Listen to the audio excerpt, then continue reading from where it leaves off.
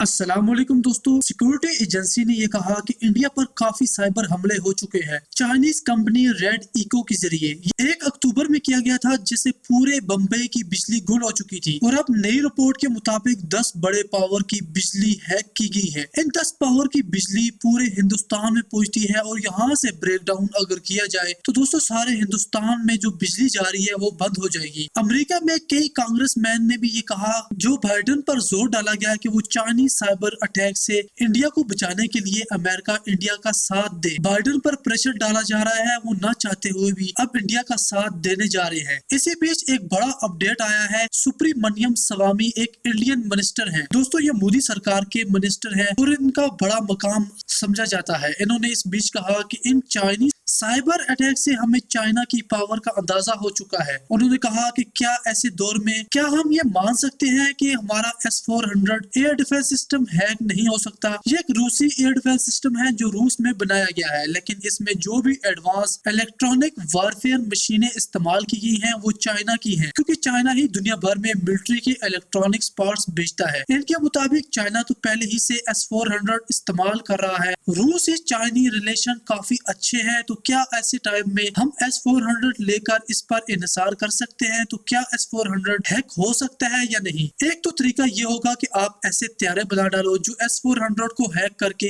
आगे निकल जाए और अपना काम कर डालें। तो दोस्तों दूसरा तरीका ये है कि आप हजारों किलोमीटर दूर बैठकर S-400 को अपने हिसाब से कंट्रोल करो। अगर कुछ सेकंड के लिए भी हैक कर लो तो काफी बड़ी तबाही हो सकती है। अमेरिका और फ्रांस ने भी रूसी एयर डिफेंस सिस्टम S-400 को हैक करने की कोशिश की थी और फ्रांस ने ऐसे दावे किए कि उसने चंद सेकंड के लिए S-400 को हैक किया और वो इसमें कामयाब हो गया। इसे हैक करके कुछ मिनट के लिए बंद किया जा सकता है, ऐसा फ्रांस का मानना था। ये काम चाइना के लिए इतना आसान है क्योंकि वो पार्ट्स खुद बनाता है और S-400 की क्या फ्रीक्वेंसी होगी तो दोस्तों ये चाइनीज को पहले ही पता होगा, इसलिए वो इसे हैक कर सकते हैं। इसलिए इंडियन मिनिस्टर सुब्रमण्यम स्वामी ने ये कहा कि चाइना की बात अलग है। एक तो वो खुद S-400 इस्तेमाल कर रहा है और दूसरा पूरी दुनिया में जो भी S-400 एक्सपोर्ट हो रहे हैं वो भी चाइनीज इलेक्ट्रॉनिक्स के बने हैं। पेट्रियोटिक मिसाइल सिस्टम दुनिया भर का एडवांस एयर डिफेंस सिस्टम है जो अमेरिका में बनाया गया। इसे जर्मनी को भी बेचा गया, लेकिन ये जर्मनी में इस्तेमाल हो रहा था। जर्मन आर्मी ने कहा कि अचानक इस सिस्टम का कंट्रोल उनसे छूट गया था और कोई फॉरेन पावर इस मिसाइल सिस्टम को कंट्रोल कर रही थी और कुछ देर बाद जब हमने इसे शट डाउन करके दोबारा स्टार्ट किया तो हम इसका कंट्रोल लेने में कामयाब हो गए। अब ये